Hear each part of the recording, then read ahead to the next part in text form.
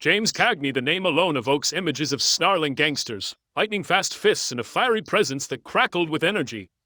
From the moment he smashed a grapefruit into Mae Clark's face in 1931's The Public Enemy, his rise to cinematic stardom was unstoppable. Audiences were mesmerized by his intensity and raw power.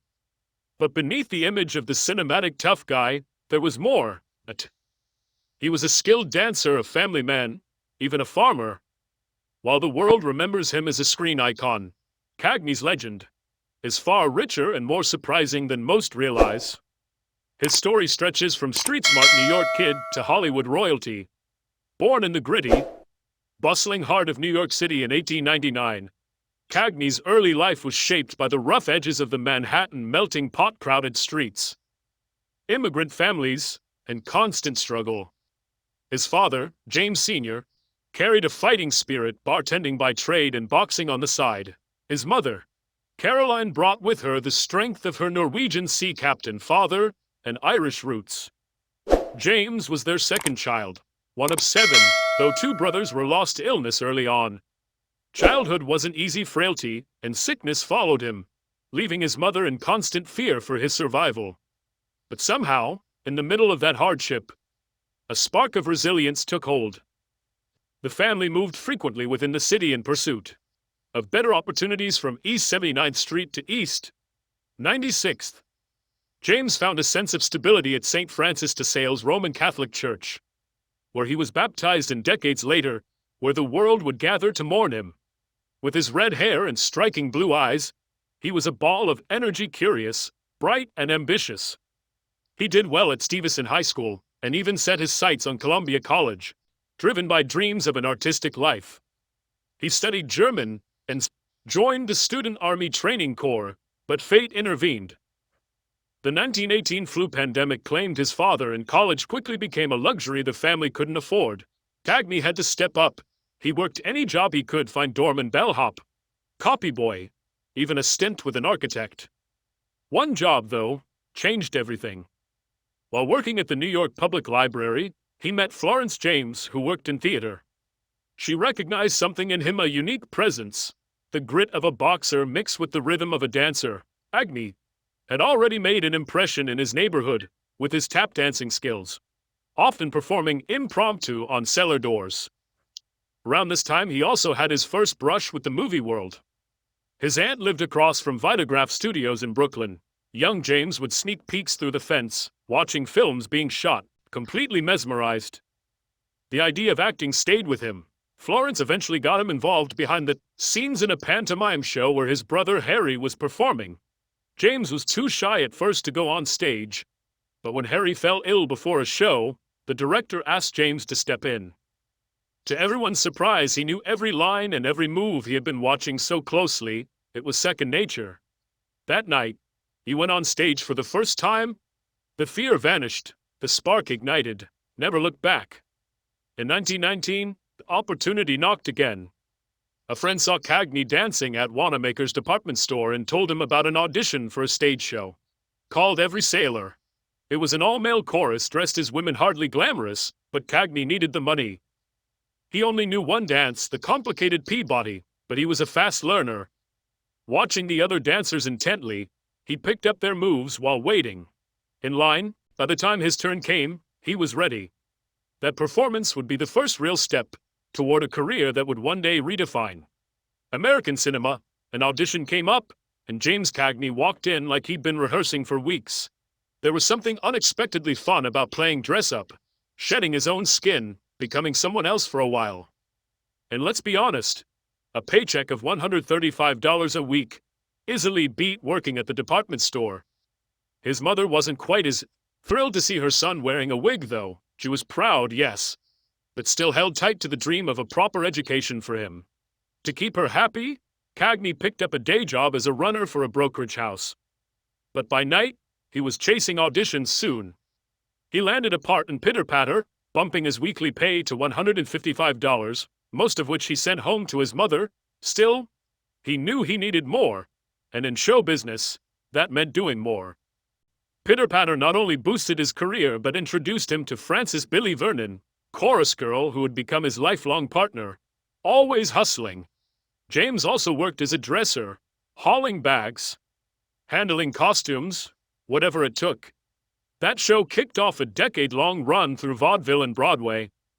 James and Billy eventually performed as a duo, Vernon and Nye, doing comedy and musical numbers, even briefly filled in for the soon-to-be famous Cary Grant in 1924 when Billy's mother moved to California. They followed, hoping Hollywood might open some doors. James opened a dance studio. It failed. He knocked on studio doors. No one answered. Out of money, they headed back to New York. It was a detour, not a defeat. Then, in 1925, came a breakthrough. James landed a role in the play Outside Looking In. This wasn't a dancing gig. It was straight drama, and it paid $200 a week. He didn't think he had a shot, blaming his casting on his bright red hair, but critics raved. This wasn't just talent, it was presence. But success didn't stick. After a decent run, he was back on the vaudeville grind. It wasn't until he crossed paths with Broadway legend George M. Cohantha, same man he'd one day portray in Yankee Doodle Dandy, that the next big opportunity came. Cagney finally got a lead role in the West End production of Broadway, but right before departure, he was replaced. He and Billy were stranded, broke, and on the brink of giving up. Billy pushed him to keep going. They understudied in the Broadway version and even opened another dance school, and came roles in Women Go On Forever and Grand Street Follies. With James gaining traction both as an actor and a choreographer, momentum picked up. After Women Go On Forever ended, while still running the dance school, he was cast in Penny Arcade opposite Joan Blondell. The critics weren't impressed with the show, but James and Joan stole the spotlight. One very important audience member of vaudeville legend Al Jolson saw the show, liked the chemistry, and bought the film rights. Sold the project to Warner Brothers on one condition: James and Joan had to star. Warner Brothers wasn't thrilled about being told who to cast, but they agreed. James was officially Hollywood-bound. Studio boss Jack Warner wasn't convinced Cagney and Blondell had what it took to be stars, but he was dead wrong. Despite his doubts, Warner gave James a 3-week contract worth $1,500. That film, renamed Sinner's Holiday, set the tone for the roles that would define Cagney's career. The tough guy with a rough edge and a strangely sympathetic core. James didn't mind being typecast. He was just glad they called when they needed someone to play the bad boy. Then came The Public Enemy. James originally had the supporting role, playing second to lead actor Edward Woods, but just days into filming, the director pulled him aside. James braced for bad news, but instead he was handed the lead. Suddenly, he was the star. The grapefruit scene that followed would become one of the most iconic moments in film history. Sitting at the breakfast table, his character suddenly snaps and slams a grapefruit into the face of his on-screen wife, played by Mae Clarke. Legend has it Clarke wasn't warned beforehand, making her stunned reaction very real. Her real-life husband reportedly loved the scene so much, he kept going back to the theater just to watch it. Off-screen, James could be just as bold. During filming, Douglas Fairbanks Jr. organized a charity drive, expecting everyone on set to contribute. James wasn't opposed to helping, but didn't appreciate being told he had to. Incidents like that earned him a nickname, the professional against. It suited him. Still, that rebellious streak didn't hurt his career. If anything, it fueled his image. After that grapefruit scene, audiences couldn't get enough of him, and Warner Brothers was more than happy to give the people what they wanted. That one shocking moment changed everything. For James Cagney, audiences couldn't get enough of his unpredictable, edgy energy. Warner Brothers was quick to capitalize on it. In his next film, Smart Money, he even slapped his female co-star across the face. Another shocking moment that only added to his tough guy image. But just as his star was rising, Hollywood hit a major roadblock.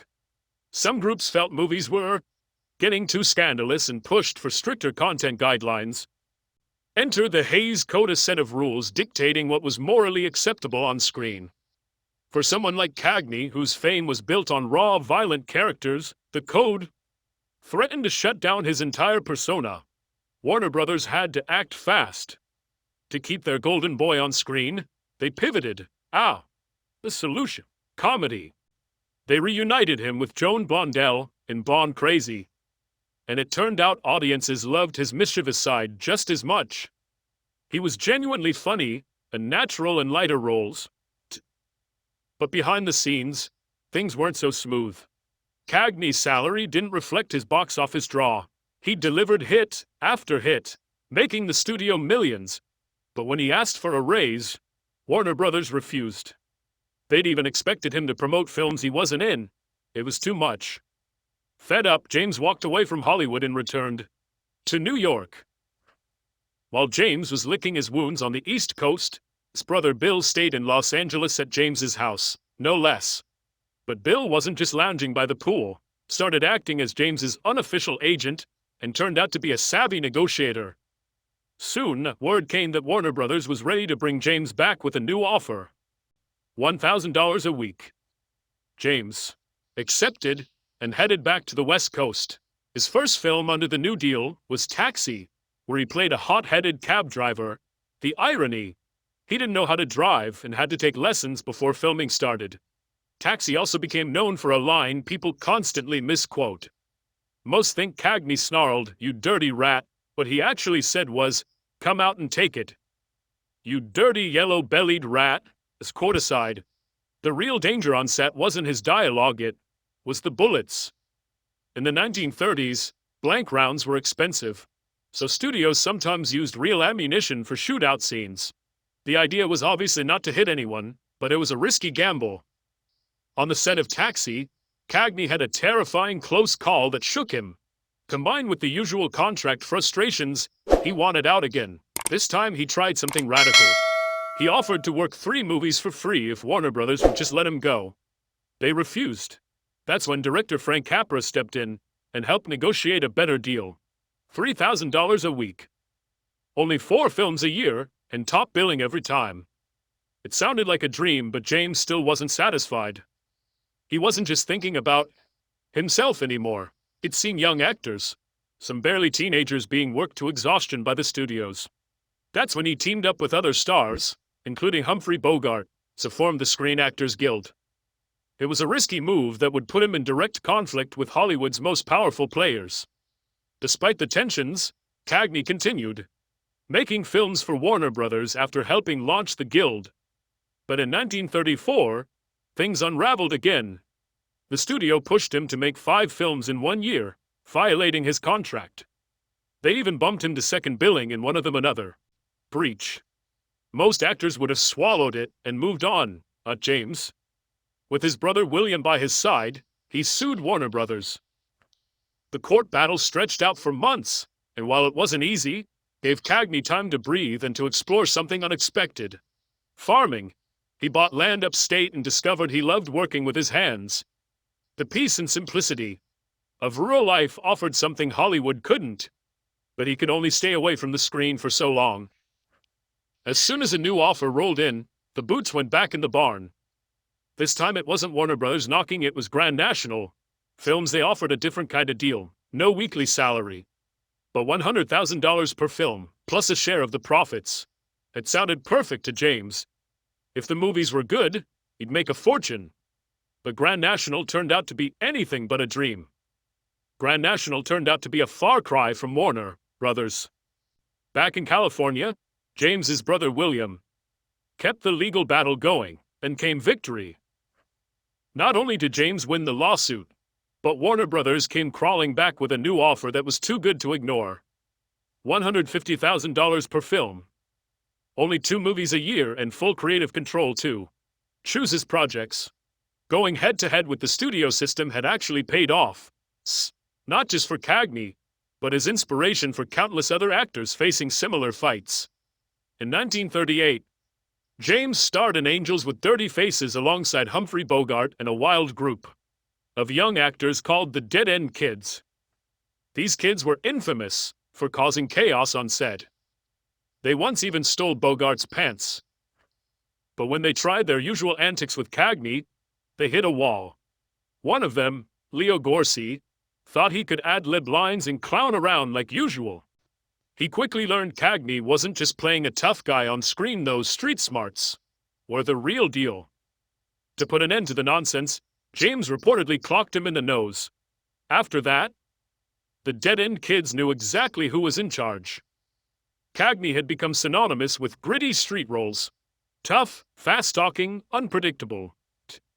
But his next role would flip that image on its head. Producer Hal Wallace was determined to make a biopic about George M. Cohan, the Broadway legend who helped shape the American musical. The film would be Yankee Doodle Dandy, and it would be nothing like Cagney's previous work. No gangsters, no slaps, just song, dance, and pure Americana. Their first day of filming started with history. Pearl Harbor had just been attacked. America was now at war. The tone of Yankee Doodle Dandy shifted instantly. Telling the story of a patriotic showman now carried a new weight. Could this be one of the last films made in a free country? No one knew, but that urgency gave the film extra purpose. Cagney threw himself into the role.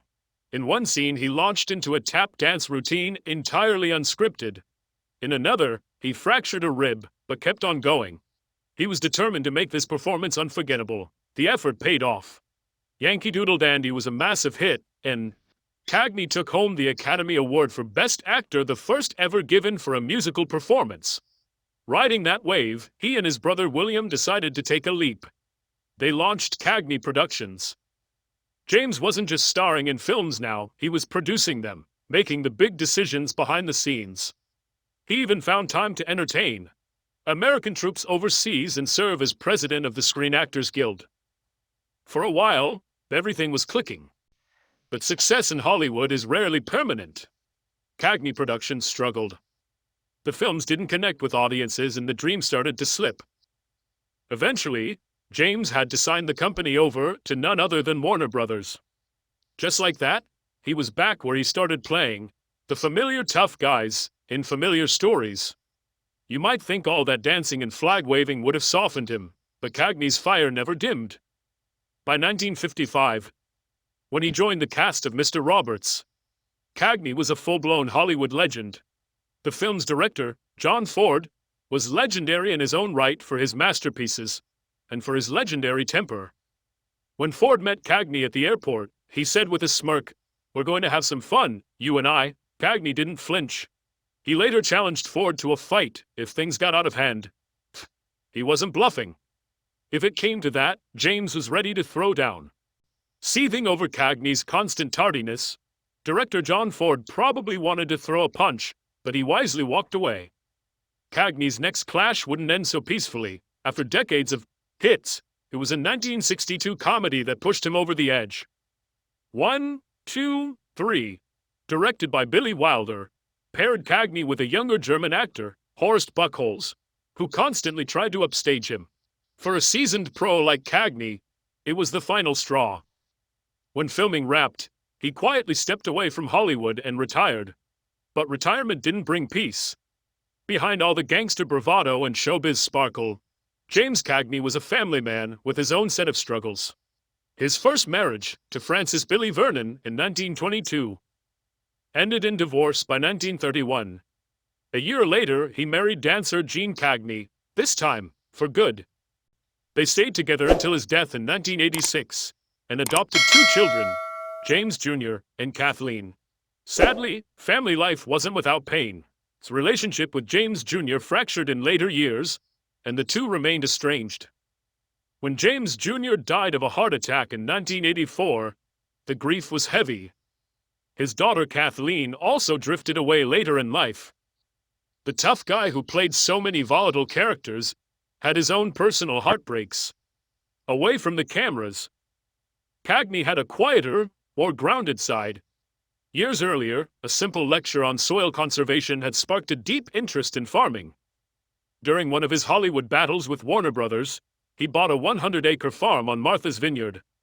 At first, his wife Billy was skeptical, but she grew to love it. To keep fans away, Cagney even spread a rumor that the farm had armed guards. It worked. Spencer Tracy once almost got turned away at the gate. By 1955, doubled down on the lifestyle, purchasing a 120-acre spread in New York. She named Verney Pharma, combination of Billy's maiden name and his own. There he raised cattle, worked the land, and fully immersed himself in agricultural life. His passion ran so deep, that he was even awarded an honorary degree in agriculture. But it wasn't just farming. Cagney had other passions too. He'd been obsessed with horses since childhood and raised Morgans on his farm. Sailing was another hobby, even though he admitted to getting seasick on calm days and weathering storms. Like a pro on others.